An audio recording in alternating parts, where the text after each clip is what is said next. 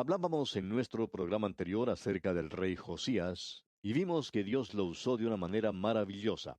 Vimos en los primeros dos versículos del capítulo 34 que tenía 8 años cuando comenzó a reinar y reinó 31 años en Jerusalén. El versículo 2 recalcó que hizo lo recto ante los ojos de Jehová. En la actualidad, decíamos, se hace la pregunta de qué es lo correcto y qué es lo malo. Y algunas de las respuestas que recibimos son bastante raras. Bien, él, dice aquí, hizo lo que era correcto ante los ojos de Jehová. Es lo que Dios dice que es correcto y justo, y es lo que Dios dice que está bien o que está mal. Ahora nos referimos a la separación que Dios hizo entre la luz y las tinieblas. Y usted sabe que fue Dios quien separó la luz de las tinieblas. Y nos gustaría ver alguna otra persona que pudiera hacer eso, es decir, dividir la luz de las tinieblas. Uno, amigo oyente, no lo puede hacer.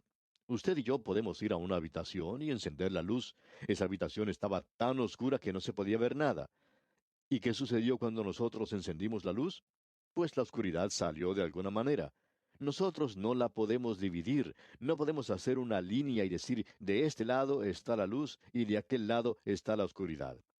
Pero Dios, amigo oyente, sí lo puede hacer. Y Dios es quien dice está bien, y Dios es quien dice también lo que está mal.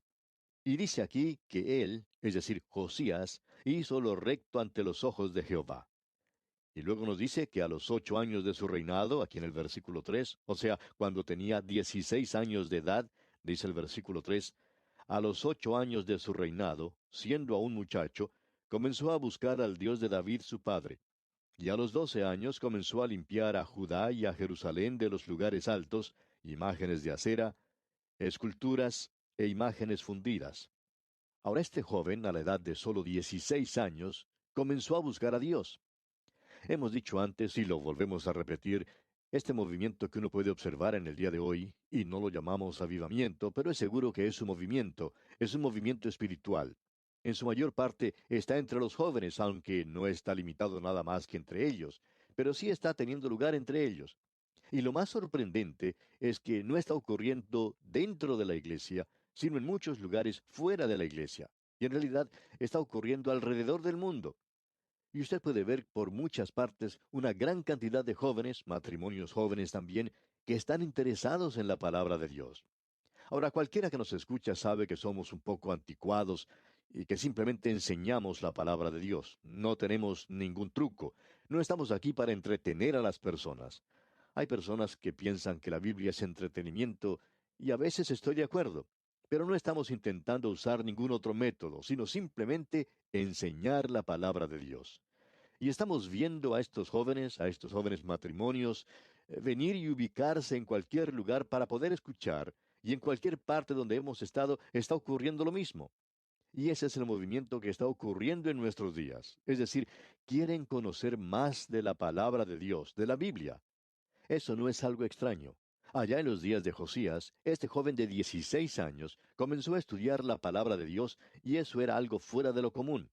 Y cuando él tiene 20 años de edad y es un rey, comienza entonces a hacer una reforma en toda la nación. Como usted puede apreciar, el avivamiento lleva hacia una reforma. Usted recordará que cuando el Señor Jesucristo le dijo a ese paralítico, toma tu lecho y anda, Él le dijo también, tus pecados te son perdonados. Amigo oyente, usted puede andar dejando atrás sus pecados si usted ha sido convertido. Y si el avivamiento llega en el día de hoy, nosotros no vamos a tener más ese problema del divorcio. Tampoco vamos a tener en nuestros días los problemas que existen a causa del sexo. Vamos a ver que tiene lugar un cambio tremendo, y Dios lo puede hacer, podemos decir, y quizá Él lo haga. Esta sección que estamos considerando en estos momentos es de mucho aliento para nosotros. Es por esa razón por lo que pasamos tanto tiempo considerando lo que aquí se dice. Vamos a ver lo que se nos dice en el versículo 8 de este capítulo 34 del segundo libro de Crónicas. Pero antes queremos hacer notar que Josías tenía 8 años cuando comenzó a reinar. Reinó por 18 años, lo que quiere decir que si uno suma 18 más 8, llega a la edad de 26 años. Y leemos entonces el versículo 8. A los 18 años de su reinado, después de haber limpiado la tierra y la casa, envió a Safán, hijo de Azalía, a Maasías, gobernador de la ciudad, y a Joa, hijo de Joacás, canciller, para que reparasen la casa de Jehová su Dios. Nuevamente vemos que el templo había sido arruinado, ahora bajo Manasés su abuelo y bajo su padre Amón. Y continuamos ahora con el versículo 9 que dice, vinieron estos al sumo sacerdote Hilcías, y dieron el dinero que había sido traído a la casa de Jehová, que los levitas que guardaban la puerta habían recogido de mano de Manasés y de Efraín, y de todo el remanente de Israel, de todo Judá y Benjamín, y de los habitantes de Jerusalén. Esto aquí se refiere a las tribus. Usted puede ver que algunas de estas tribus habían sido llevadas a la cautividad y que las llama las tribus perdidas. Aquí no estaban muy perdidas porque vemos que estaban enviando dinero, y cuando uno recibe dinero enviado por otra persona, es seguro que esa persona no está perdida, según ha sido nuestra experiencia. Ahora se nos informa que la casa de Dios ha sido reparada. Notemos lo que sucede entonces en el versículo 14 de este capítulo 34 del segundo libro de Crónicas. Y al sacar el dinero que había sido traído a la casa de Jehová, el sacerdote Hilcías halló el libro de la ley de Jehová dada por medio de Moisés. Puede usted apreciar que no había muchas copias del libro. El rey tenía una copia, el sacerdote tenía otra. Quizá había algunas otras más por otros lugares, pero aquí la palabra de Dios había estado perdida por algún tiempo. Leamos ahora los versículos siguientes, los versículos 15 al 17 de este capítulo 34 del segundo libro de Crónicas. Y dando cuenta Hilcías, dijo al escriba Safán, yo he hallado el libro de la ley en la casa de Jehová. Y dio Hilcías el libro a Safán. Y Safán lo llevó al rey, y le contó el asunto diciendo, tus siervos han cumplido todo lo que les fue encomendado. Han reunido el dinero que se halló en la casa de Jehová, y lo han entregado en mano de los encargados y en mano de los que hacen la obra. Notemos ahora lo que va a suceder. Alguien va a decir, bueno, esto es justo lo que yo necesito. Y así es. Esto no es lo que me pertenece a mí, sino que es pertenencia de Dios. Él quiere que nosotros recorramos este camino de la lectura de su santa palabra, y es por eso que nosotros nos encontramos haciendo esto. Ahora escuche con atención cuando leemos los versículos 18 hasta el 21 de este capítulo 34 del segundo libro de Crónicas. Además de esto, declaró el escriba Safán al rey diciendo, el sacerdote Hilcías me dio un libro. Y leyó Safán en él delante del rey. Luego que el rey oyó las palabras de la ley, rasgó sus vestidos, y mandó a Hilcías, y a Ahicam, hijo de Safán, y a Abdón, hijo de Micaía, y a Safán escriba, y a Asaías, siervo del rey, diciendo, andad, consultad a Jehová por mí y por el remanente de Israel y de Judá, acerca de las palabras del libro que se ha hallado, porque grande es la ira de Jehová que ha caído sobre nosotros, por cuanto nuestros padres no guardaron la palabra de Jehová para hacer conforme a todo lo que está escrito en este libro. Usted puede notar que el regreso a la palabra de Dios es lo que trae un avivamiento. Ninguna otra cosa lo puede hacer. Nosotros no hemos podido ver un avivamiento en nuestros días por la sencilla razón de que la Iglesia ha mostrado mucha negligencia hacia la palabra de Dios. Hemos tratado de hacer muchas cosas, hemos presentado las cosas de mil maneras diferentes. Buscamos nueva música y estamos haciendo algo para tratar de traer un avivamiento. Hacemos de todo menos la palabra de Dios. Ahora se están adoptando muchas clases de métodos y nada está ocurriendo en lo que a ellos concierne. Es que, amigo oyente, no ocurre de esa manera. Solamente llega cuando el Espíritu de Dios llega de una manera soberana, cuando el pueblo, la gente, regresa a la palabra de Dios y escucha lo que Dios tiene que decir. Y eso es lo que necesitamos desesperadamente en nuestros días. Ahora ellos están leyendo el libro de la ley. Lo habían perdido. ¿Y cómo podían haber tenido un avivamiento en esas condiciones? Notemos ahora lo que dicen los versículos 22 al 25 de este capítulo 34 del segundo libro de Crónicas. Entonces Hilcías y los del rey fueron a Hulda profetisa, mujer de Salum, hijo de Ticva, hijo de Arás, guarda de las vestiduras, la cual moraba en Jerusalén en el segundo barrio, y le dijeron las palabras antes dichas. Y ella respondió, Jehová, Dios de Israel, ha dicho así, decid al varón que os ha enviado a mí, que así ha dicho Jehová. He aquí yo traigo mal sobre este lugar, y sobre los moradores de él, todas las maldiciones que están escritas en el libro que leyeron delante del rey de Judá, por cuanto me han dejado, y han ofrecido sacrificios a dioses ajenos, provocándome a ira con todas las obras de sus manos. Por tanto, se derramará mi ira sobre este lugar, y no se apagará. Dios dice, yo tengo intenciones de juzgar a esta gente. Y la profetisa dice en los versículos 27 al 31 lo siguiente. Leamos la última parte del versículo 26 también. Por cuanto oíste las palabras del libro, y tu corazón se conmovió, y te humillaste delante de Dios al oír sus palabras sobre este lugar y sobre sus moradores, y te humillaste delante de mí, y rasgaste tus vestidos, y lloraste en mi presencia, yo también te he oído, dice Jehová. He aquí que yo te recogeré con tus padres, y serás recogido en tu sepulcro en paz, y tus ojos no verán todo el mal que yo traigo sobre este lugar y sobre los moradores de él. Y ellos refirieron al rey la respuesta. Entonces el rey envió y reunió a todos los ancianos de Judá y de Jerusalén. Y subió el rey a la casa de Jehová, y con él todos los varones de Judá, y los moradores de Jerusalén, los sacerdotes, los levitas y todo el pueblo, desde el mayor hasta el más pequeño, y leyó a oídos de ellos todas las palabras del libro del pacto que había sido hallado en la casa de Jehová. Y estando el rey en pie en su sitio, hizo delante de Jehová pacto de caminar en pos de Jehová, y de guardar sus mandamientos, sus testimonios y sus estatutos, con todo su corazón y con toda su alma, poniendo por obra las palabras del pacto que estaban escritas en aquel libro. Ahora, amigo oyente, quisiéramos ser francos y hablar de una manera muy directa. Creemos que en el día de hoy podemos tener un avivamiento. Primero, la gente tiene que regresar a la palabra de Dios y hallar lo que Dios quiere que nosotros hagamos. Luego, creemos que habrá y debe haber una entrega total del pueblo de Dios hacia Dios. No podemos continuar haciendo las cosas a medias como está ocurriendo en el presente. Nada de eso, nada de tratar de andar un poco con el mundo y un poco con Dios. Es imposible poder hacer ambas cosas. Tiene que haber una dedicación completa del corazón y de la vida a Dios. Y cuando eso ocurra, creemos que el Espíritu de Dios puede volver a moverse. Pero Él no lo puede hacer hasta cuando estas cosas hayan tenido lugar y ellas primero tienen que realizarse. Ellos pues celebraron la Pascua. Ellos habían hallado toda la información relacionada con esa celebración.